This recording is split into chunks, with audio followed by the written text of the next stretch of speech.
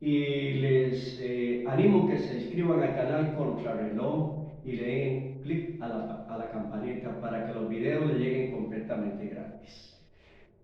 Hoy quisiera hablar de un tema muy importante para cada uno de nosotros. Existieron hombres en la historia, grandes hombres, entre comillas, grandes hombres de la historia, que han existido por muchos siglos.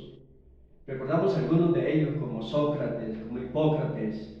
Recordamos, por ejemplo, estadistas, políticos, teólogos, aún hombres de la Biblia como Abraham, como Moisés y grandes hombres de la Biblia. Sin embargo, hoy les quiero hablar del hombre más grande, pero más grande y más maravilloso que ha puesto los pies sobre esta tierra. Me refiero a Jesús de Nazaret. Una historia que la encontramos en el capítulo 5 del Evangelio de Juan, y ahí voy a hablar de este maravilloso hombre y verdadero Dios, Jesús de Nazaret.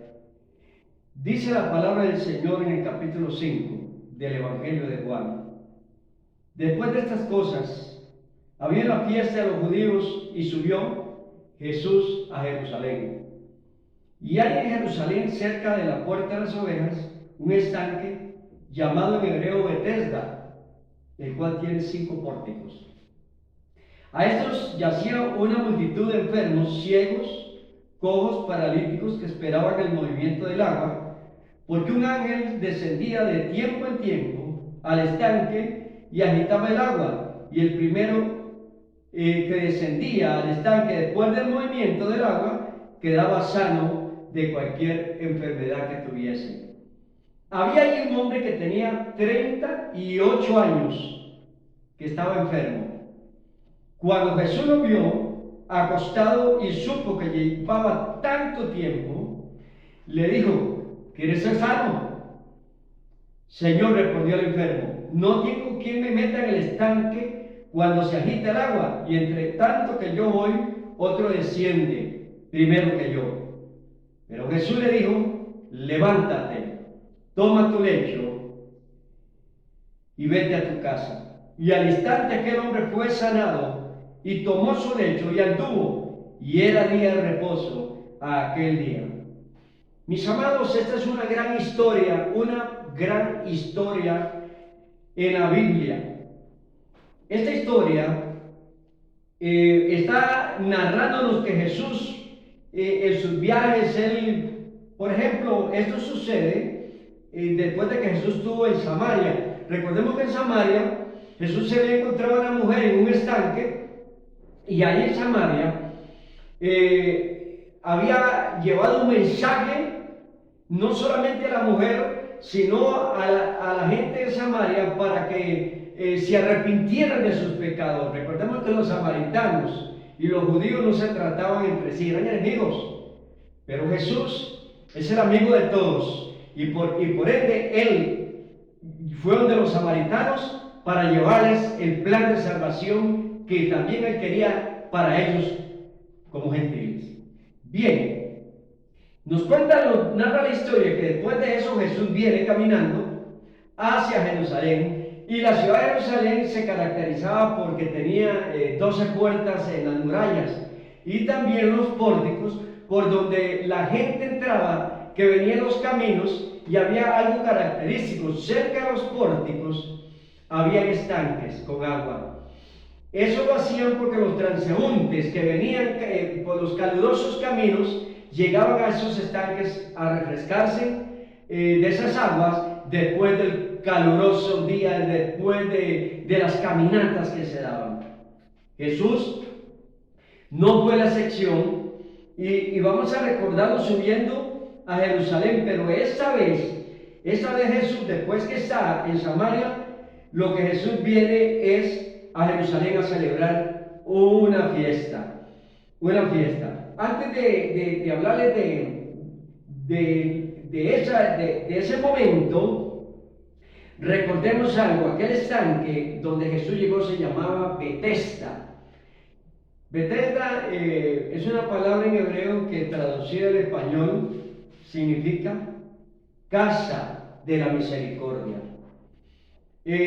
También los pórticos tenían ahí en el estanque de Bethesda algo muy particular, y era la reunión de gentes que se encontraban ahí, y había algo aquí por estos pórticos. Y les dije antes que las murallas de Jerusalén estaba amurallada y había varias puertas, pero para entrar al estanque de Bethesda había que entrar por la puerta de las ovejas. Bien, la gente venía a Jerusalén, entraba por esa puerta, y porque allí estaba aquel estanque, y hay tiempos en Jerusalén, mayormente en el verano, es muy caliente, los días son muy calurosos, entonces la gente necesitaba refrescarse en aquel tiempo, como lo dije antes. Bien, sucede que en ese estanque hay algo que nos dice la Biblia, que después había una fiesta y Jesús frecuentaba las fiestas porque era una costumbre de los judíos ir a la fiesta de la Pascua, la fiesta de los panes sin levadura, la fiesta del Pentecostés, la fiesta de las trompetas, la fiesta de Yom Kippur, bueno, varias fiestas que se celebraron en Jerusalén, y los judíos frecuentaban esa fiesta. O sea, la ley prácticamente les exigía a que tenían que participar de esa fiesta, ¿no? Y no una fiesta del pueblo de Israel, es una fiesta del Señor. Ahora, en aquel estanque había una gran multitud, no solo de transeúntes, de gente que llegaba de otros pueblos a refrescarse, sino que dice la palabra, según este pasaje, que había una multitud de enfermos, porque había algo muy particular en el estanque de Bethesda, y era que se decía que un ángel, de vez en cuando, no dice si cada semana o cada mes o cada año o cada 2 meses, bajaba y removía las aguas del estanque, y el primer enfermo que se metiera a ese estanque quedaba completamente sano. Sucede que en esa historia, cuando Jesús entra por la puerta de las ovejas y se encuentra con aquella multitud, dice aquí la Biblia que Jesús se encuentra con un hombre paralítico que tenía 38 años de estar enfermo. 38 años, son muchos, de estar enfermo. Este hombre, al igual que otros enfermos, esperaban el movimiento de las aguas para meterse y quedar sanados. Pero aquí hay algo muy importante. Vamos a ver el versículo 3 del Evangelio de Juan, capítulo 5, verso 3. Dice, en esto yacía una multitud de ciegos, enfermos, cojos, paralíticos, que esperaban el movimiento del agua. Una serie de personas que los familiares los traían esperando un milagro para ellos. En el momento que las aguas del estanque se movieran, ellos esperaban eso, y el enfermo se metía y quedaba sano. Ahora, dice la Biblia en el versículo 5 que había un hombre que hacía 38 años, día a día, caían a ese hombre, a ese estanque, esperando que hubiera movimiento del agua y poderse meter para que quedara sano de aquella enfermedad.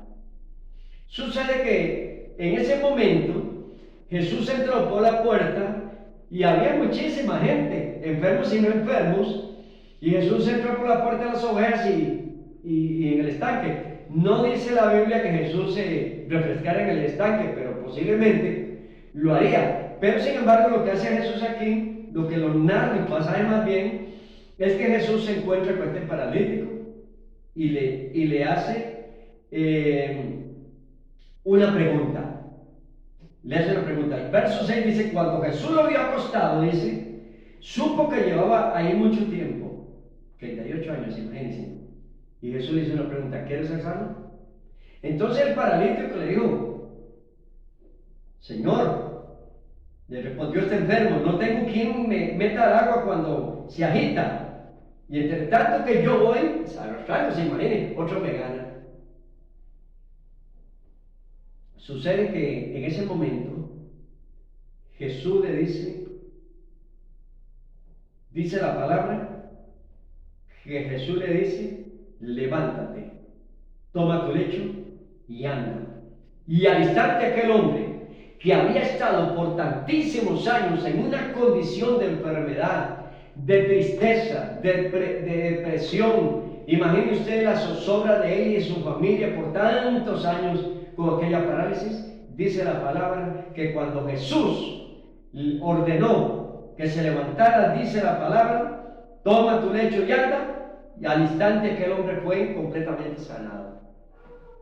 ¿Se imaginan la maravilla de aquel milagro? ¿Se imaginan a todos aquel montón de enfermos viendo que aquel hombre, que no se había metido en el agua, había recibido una completa sanidad?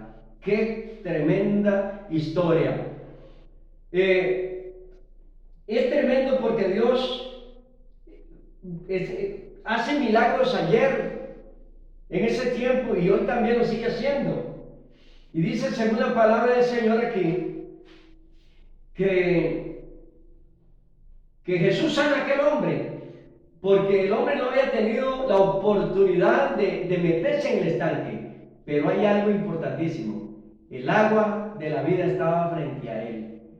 Jesús, en la palabra, en el mismo Evangelio de Juan, dice que Él es el agua viva.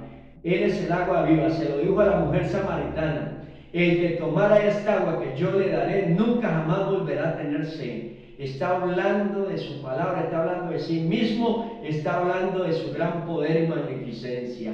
Pero aquí el agua de vida está frente a aquel paralítico, y cuando él da la orden, aquel paralítico no tiene necesidad de ir a un agua natural, porque el agua divina estaba frente a él, y en ese momento ese hombre recibe una completa sanidad. ¿Cuántos enfermos había en aquel estanque? Aquí dice la Biblia que muchísimos enfermos, pero Jesús sana a uno solo, por lo menos eso dice el pasaje. ¿Cuánto tiempo esperó este hombre un milagro? 38 años. A veces las circunstancias, a veces las cosas de la vida no nos dejan que recibamos ese milagro. ¿Por qué? Porque aquel hombre nos da un ejemplo. Él estaba ahí con deseo de un milagro, pero sus circunstancias de enfermedad no le permitían llegar primero al estanque que otro enfermo. Sin embargo, Dios siempre tiene propósitos y planes para las personas. Aquí, este hombre, en tantos años no tuvo la oportunidad de meterse en aquel estanque para ser sanado, porque había un tiempo en que Jesús iba a tocar su vida, iba a tocar su cuerpo, y él no solamente iba a ser sano, sino que iba a ser salvo de su alma también. Esas circunstancias muchas veces son actitudes en nuestra vida, y Jesús nos sigue haciendo la misma pregunta que le hizo al paralítico: ¿qué quieres? Al paralítico le dijo: ¿quieres ser sano? ¿Cuál es nuestra actitud? ¿Qué es lo que queremos de Jesús? ¿Que nos sane? ¿Que nos prospere? ¿Que nos libere? ¿Quiere que Jesús nos llene de su Santo Espíritu? ¿Que nuestra vida sea una vida con propósito? ¿Que caminemos en el plan y el propósito de Dios mientras caminamos en esta tierra? Levantémonos en el nombre de Jesús y comencemos a caminar a una vida nueva. Las cargas son las que postran al ser humano, las cargas de las ansiedades, de las incertidumbres, muchas veces de las personas de afuera, de los vicios, de la religión pagana, de las cosas, de montones de cosas que son cargas o cadenas que atan a la persona y la tienen postrados en una parálisis espiritual y también muchas veces física, con enfermedades que están llevando por mucho tiempo. Pero Jesús esta mañana a nosotros nos hace la misma pregunta: ¿qué quieres ¿qué quieres que haga contigo? ¿Qué es lo que queremos que Jesús haga con nosotros? Jesús dijo: vengan a mí. Si ustedes están cargados y trabajados, vengan a mí y yo los voy a hacer descansar. Hay mucha gente buscando respuestas en muchos lugares. Mire, buscan respuestas ¿qué digo? En las religiones, en las filosofías, buscan religiones en la idolatría, ¿por qué no decirlo? Buscan soluciones en esto o en aquello. Pero les quiero decir algo: A veces hay soluciones momentáneas y los problemas vuelven, las luchas vuelven, las enfermedades vuelven. Pero Jesús dijo: ¿qué quieres que haga contigo? Aquel hombre fue sanado. Y si nosotros confiamos en Jesucristo, créalo que Él va a hacer también, al igual que hizo en aquel paralítico, un milagro en nuestras vidas. ¿Cuál es el milagro que necesitamos? Levantémonos para que veamos cosas diferentes en el Señor. Comencemos a caminar en fe. Comencemos a caminar sin preocupaciones. Aquel paralítico se preocupaba porque él no podía ir primero que otro al estanque, y eso hizo que por tantos años estuviera postrado. ¿Cuántas veces las preocupaciones nos ponen a nosotros de la misma forma en una parálisis espiritual, social, etcétera, para que no podamos avanzar en esta vida? Levantémonos y caminemos en el Señor, recibamos nuestro milagro, porque Jesús tiene un milagro para nosotros este día. Quiero decirle que Jesús es la respuesta para toda pregunta.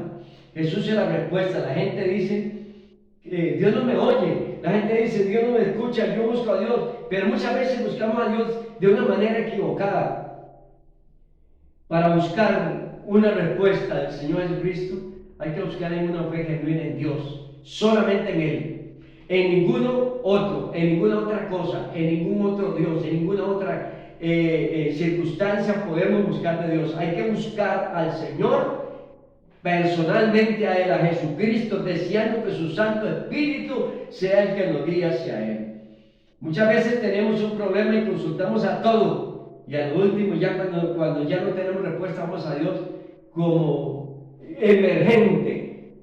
Pero el Señor es el primer lugar, tiene que ser el primer lugar en nuestras vidas, y si lo buscamos a Él primeramente, créanlo que vamos a recibir la respuesta, al igual que la respuesta que recibió el paralítico de Bethesda. Quiero decirles que muchos tienen años en una congregación, una iglesia, esperando un milagro, esperando que Dios haga algo con ellos. Pero hay muchas circunstancias por las cuales esta persona no recibe un milagro de Dios. Circunstancias de falta de fe, de desconfianza en Dios, de creer en un Dios ficticio, de no creer en el Dios verdadero. Recuerden que el Dios verdadero es el creador del universo, el que hizo el cielo, la tierra, el mar, la naturaleza, el que nos hizo a nosotros y no nosotros a nosotros mismos. Él no debe estar llamando a nuestra puerta, hermanos, ya. Si somos creyentes, Él no debe estar llamando a la puerta, pero si tú no lo has recibido como Salvador, Él está llamando a la puerta. Pero el verdadero cristiano tiene a Jesucristo en su corazón, o sea, Él está ahí dentro de su vida. ¿Qué es lo que pasa? Muchas veces